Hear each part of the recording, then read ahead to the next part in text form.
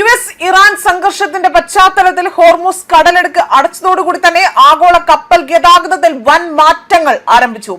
സുപ്രധാന പാതകളെല്ലാം തന്നെ നിലച്ചതോടുകൂടി തന്നെ കപ്പൽ കമ്പനികൾ പുതിയ കടൽ പാതകളും ബദൽ കരമാർഗങ്ങളും തേടുകയാണ്. ഗൾഫ് രാജ്യങ്ങളിലേക്ക് നേരിട്ട് കടൽ മാർഗം എത്തിക്കാനാകാത്തതിനാൽ തന്നെ ഭക്ഷ്യവസ്തുക്കൾ ഉൾപ്പെടെയുള്ള ചരക്കുകൾ ട്രക്കുകൾ വഴി എത്തിക്കുന്നതിനുള്ള പുതിയ വഴികൾ പരീക്ഷിക്കപ്പെടുകയാണ്. ഫെബ്രുവരി 28-ന് ആരംഭിച്ച യുദ്ധത്തിന് പിന്നാലെ തന്നെ കഴിഞ്ഞ 2 മാസമായി തന്നെ തുടരുന്ന ഉപരോധം വ്യാപാര രംഗത്ത് വലിയ അനിശ്ചിതത്വം സൃഷ്ടിച്ചിരിക്കുകയാണ്.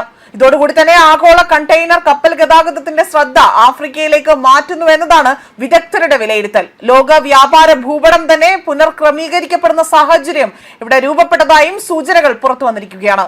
US-ഇറാൻ സംഘർഷത്തെ തുടർന്നുകൊണ്ട് ഹോർമുസ് കടലെടുക്ക് തടസ്സപ്പെട്ടതോടുകൂടി തന്നെ ചെങ്കടലിലെ സൗദി തുറമുഖമായ ജിദ്ദ പുതിയ പ്രാദേശിക ലോജിസ്റ്റിക് ഹബ്ബായി തന്നെ ഉയർന്നു വരികയാണ്.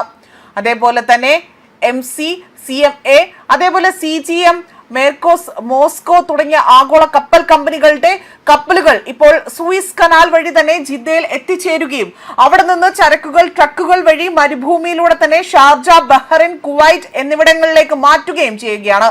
എന്നാൽ വർദ്ധിച്ച ചരക്ക് നീക്കം ജിദ്ദ തുറമുഖത്തെ സമ്മർദ്ദത്തിലാക്കുകയാണ് എന്ന സൂചനകളും ഇവിടെ വിലയിരുത്തപ്പെടുന്നുണ്ട്. വൻ ഇറക്കുമതിയിൽ കൈകാര്യം ചെയ്യാൻ മതിയായ ശേഷിയില്ലാത്തതിനാൽ തന്നെ വലിയ രീതിയിൽ അത് രൂക്ഷമായി തന്നെ റിപ്പോർട്ടുകളാണ് സൂചിപ്പിക്കുന്നത്.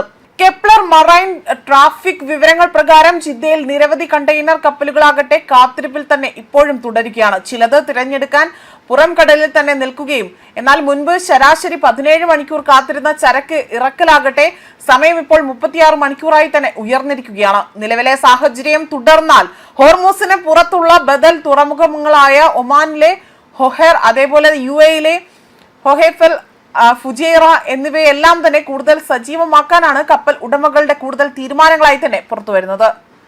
അതേപോലെ ജോർദാനിലെ അക്ബ തുറമുഖം, ഇറാഖിലെ മറ്റു തുറമുഖങ്ങൾ എല്ലാം തന്നെ ഇതിലേക്ക് ചരക്ക് അയക്കാനുള്ള താവളമായി തന്നെ പ്രവർത്തിച്ചു വരികയാണ്. അതേസമയം തുർക്കി വഴിയുള്ള ഒരു പാത വടക്കൻ ഇറാഖിലേക്കും ചരക്ക് നീക്കം അനുവദിച്ചിട്ടുണ്ട് എന്നും അന്താരാഷ്ട്ര പാതകളിൽ ഏഷ്യ യൂറോപ്പ് കണ്ടെയ്നറുകൾ കപ്പലുകൾ സൂയിസ് കനാൽ ഒഴിവാക്കുന്നത് ആ ഒരു സാഹചര്യം ഇറാൻ യുദ്ധത്തിന് മുൻപേ തന്നെ തുടങ്ങിയതാണെങ്കിൽ പോലും നിലവിലെ സംഘർഷവുമായി ഇതിന് വലിയ ബന്ധമുണ്ട് എന്നതാണ് കണക്കാക്കപ്പെടുന്നത്. 2023 നവംബർ 19-ന് യമന്റെ തീരത്തു നിന്ന് ഇറാൻ പിന്തുണയുള്ള ഹൂതി വിമതർ കണ്ടെയ്നർ കപ്പലിന് നേരെ നടത്തിയ ആദ്യ ആക്രമണത്തോടെയായിരുന്നു വലിയ രീതിയിൽ കടലെടുക്ക്, അതായത് ബാബ് അൽ മദ്ഹബ് കടലെടുക്ക് മുതൽ തന്നെ സൂയിസ് കനാൽ വരെയുള്ള ചെങ്കടൽ പാത ഒഴിവാക്കി തുടങ്ങിയതെന്നതാണ് ഇപ്പോൾ വലിയ രീതിയിലുള്ള ഒരു പ്രസിദ്ധീകരണം പുറത്തു വന്നിരിക്കുന്നത്.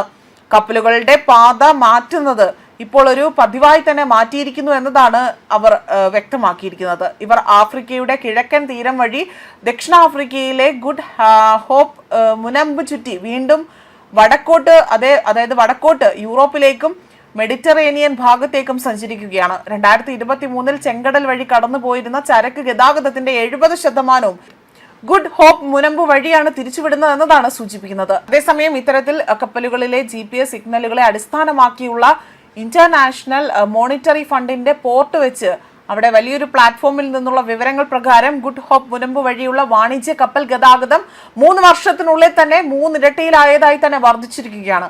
അതേസമയം ബാബ് അൽ മദ് ആകട്ടെ ആ ഒരു കടലിടുക്ക് വഴിയുള്ള ഗതാഗതം അത് പകുതിയിലധികം കുറഞ്ഞതായും വ്യക്തമാക്കുന്നുണ്ട്.